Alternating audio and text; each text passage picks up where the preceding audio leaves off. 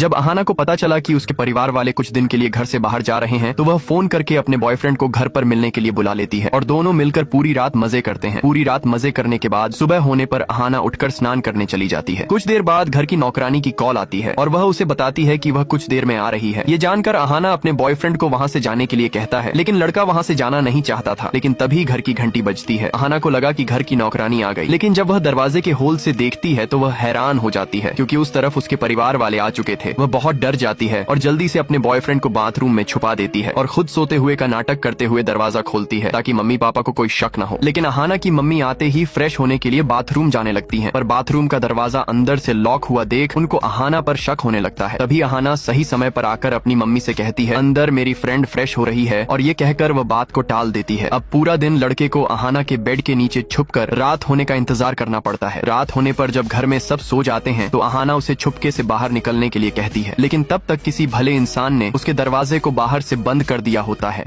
वालों ने बाहर से लॉक कर दिया होता है। वह दोनों दरवाजा खोलने की बहुत कोशिश करते हैं, लेकिन वह दरवाजा नहीं खुल पाता है, जिससे लड़का बहुत परेशान हो जाता है और गुस्से में दरवाजे पर जोर से पैर मार देता है, जिसकी आवाज से लड़की के दादाजी की नींद खुल जाती है। लेकिन जब तक वो उन दोनों को देखते उससे पहले वे दोनों रूम में चले आते हैं। अगले सुबह लड़की के परिवार वाले दरवाजा खोलने के लिए कॉलोनी वालों को कॉल करते हैं, लेकिन वह लोग दरवाजा खोलने से मना कर देते हैं क्योंकि किसी ने झूठी शिकायत कर दी थी कि उन्हें कोरोना हो गया है। इधर यह लड़का रात से ही भूखा था, इसलिए लड़की अपने हिस्से का खाना चुपके से लाकर उसे दे देती है। इसी बीच लड़का गलती से दादाजी की नींद की दवाई खा लेता है, जिस कारण उसे नींद आ जाती है। और जब वह अगली सुबह जागता है तो वह हैरान हो जाता है क्योंकि घर में अहाना और उसके परिवार वाले कहीं चले गए थे। घर में किसी को न पाकर लड़का बहुत खुश होता है, लेकिन जब वह अहाना को कॉल करता है तो उसे पता चलता है कि उन सभी को 14 दिन के लिए क्वारंटीन में भेज दिया गया है। अब उसे 14 दिन उसी घर में रहना होगा। लड़का जैसे तैसे करके 14 दिन वहाँ गुजार लेता है। 14 दिन बाद जब अहाना घर आती है तो वह खुश होने के बजाय बहुत परेशान थी। जब लड़का परेशान होने की वजह पूछता है तो अहाना बताती है कि वह प्रेग्नेंट है। यह सुनकर वह भी परेशान हो जाता है, लेकिन वह अहाना से पूछता है, ये कैसे हो सकता है? हमने तो सिर्फ एक बार किया था और उस दिन भी मैंने प्रोटेक्शन यूज किया था, तो तुम प्रेग्नेंट कैसे हो सकती हो? हर्ष के ऐसे बोलने पर अहाना बहुत नाराज हो जाती है क्योंकि उसे लगा था कि वो दोनों मिलकर इस समस्या का हल निकाल लेंगे, पर हर्ष तो उल्टा उस पर ही शक कर रहा था। इसलिए अब अहाना उसे अपने घर से बाहर निकलने के लिए कहती है। इतने में अहाना के मम्मी पापा उसे देख लेते हैं, जिससे वे सब भी हैरान हो जाते हैं और अहाना से पूछते हैं, ये लड़का कौन है और ये यहाँ क्या कर रहा है? इतना पूछते ही अहाना रोने लगती है और हिम्मत करके सारी बातें अपने मम्मी पापा को बता देती है। अहाना के पेरेंट्स लड़के को बिना कुछ कहे वहाँ से निकल जाने के लिए कह देते हैं। वह उसके घर में उसकी बेटी के साथ क्या कर रहा था? वे अहाना से इस लड़के के बारे में पूछते हैं तो अहाना रोते हुए बताती है कि मैं प्रेग्नेंट हूँ। ये सुनकर वे सभी भी परेशान हो जाते हैं, लेकिन अब कर भी क्या सकते हैं? अहाना के पेरेंट्स लड़के को मार पीट कर वहाँ से निकाल देते हैं। उस दिन के बाद लड़का पूरी तरह से उदास रहने लगता है। उसे इस बात की भी चिंता हो रही थी कि अहाना अपने परिवार का सामना कैसे कर रही होगी। अब